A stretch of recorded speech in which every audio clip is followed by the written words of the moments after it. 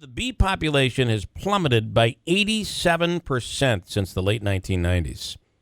On the line right now is an Adirondack bee farmer, Thomas Wells. Good morning, Tom.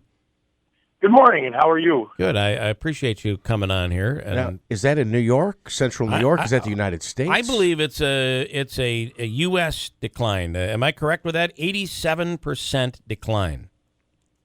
Yes, I believe you're correct. It's not only excuse me a United States issue. It's more of a whole world issue. Yeah.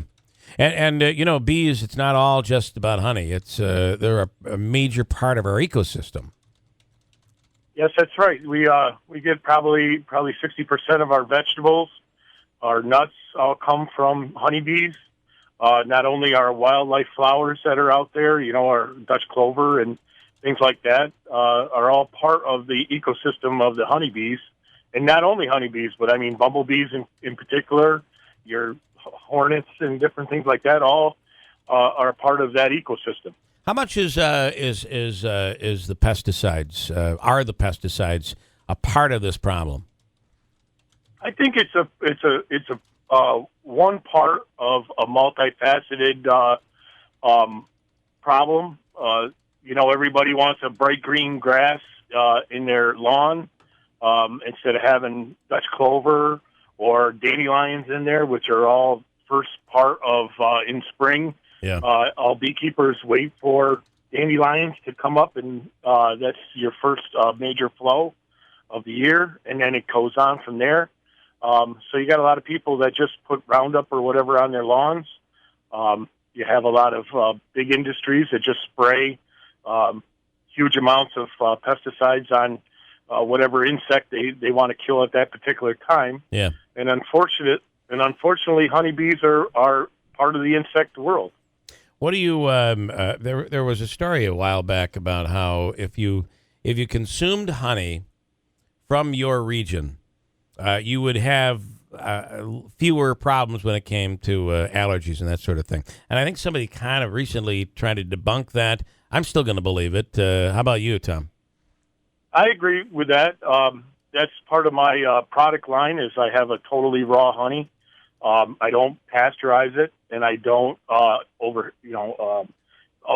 filter it. So there's still pollen grains in it. The big problem that you have now is like some of your big box stores.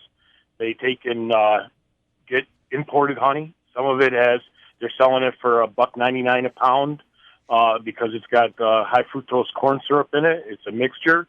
Really? People don't really read that. Yeah, they don't read it on the label and see where it actually comes from. If you buy your local beekeeper, you're helping out because of the losses we sustain through different pests that are out there. It's a big outlay that we have to do in order to get those kind of things. I got to tell you, I know that there are farmers in the area that they grow corn and it's become big business, this high fructose corn syrup. But my wife's allergic to high fructose corn syrup, and it's so bad that 2 nights ago she made a mistake and consumed high fructose. She's had a stomach ache into this morning, based on on an allergic reaction that she has to high fructose corn syrup. Right. So it's a huge problem that people have with that kind of it's a man-made sugar. Yeah, Andrew. So my multiple bee sting attack this past summer would indicate that there isn't a problem. Are you talking about specifically honeybees, like not with other, I guess, what are they, species of bees? Or is it all bees, or are we just looking at honeybees? No, I would say it's all bees. I think the agriculture department just put the I think it's the honeybee or the bumblebee from out west on the endangered species list. The bumblebee is on for the first time, has been declared endangered in the United States. Right, and that's because of people, spraying them when there's a large amount of them with a pesticide. Again, you have the loss of I guess what you might want to call it grazing for bumblebees and other wild pollinators. out there, because people, I'm not just saying people, but there's a lot of green grass is the way I'm going to put it, that people want in their lawn. Yeah. Can you also breed your bees, though? Is that something that you're able to do, or what's that process like? I mean, I guess, forgive my ignorance. Well, yeah, I breed bees. I take and make queens every year. I try to start up what they call new colonies in July. Yeah. So that I can bring them through. New colonies are a smaller colony that I use to repopulate bees that are going down, I guess is the way to put it. Or I have my losses, so I don't have to buy bees every year. Mm-hmm. So that's kind of what I do. I think a lot of beekeepers do that. They try to set up new colonies in the later part of the summer, so that they can try to winter them through, so they can repopulate their hives that they lose. I really know nothing about bees, and the difference between the wasp or the hornet or the honeybee or the bumblebee. I mean, by the way, when was the last time you were stung by a bumblebee? It just doesn't, I don't think it happens. No, I don't believe it does either, because they use them in greenhouses to pollinate tomato plants, like in a hydroponic tomato, in a greenhouse.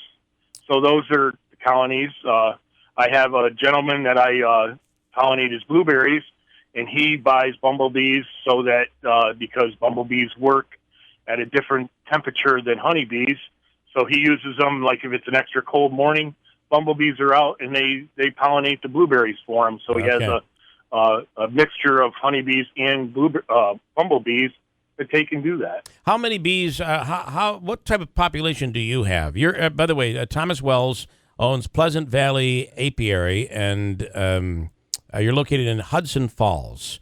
And no, actually, I have moved out of the city, and I actually live in Argyle right now. Okay, and how many bees do you have? I have 40 colonies, so it'd be 40 of those double boxes that you see. Got it. And what does that produce, by the way?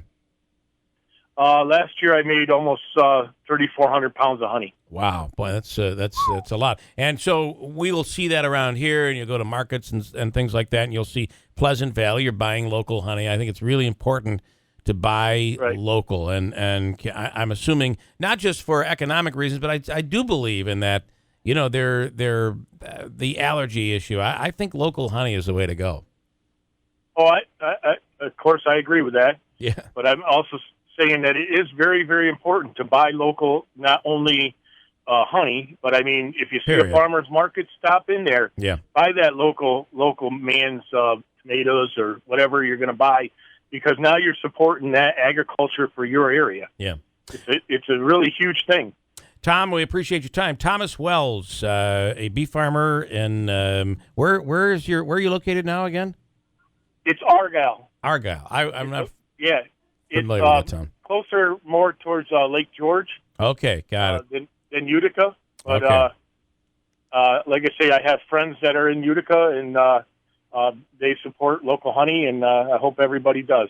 Good stuff. Thanks, Tom. We appreciate it. Have a great day. Yep, thank you, and have a great day also.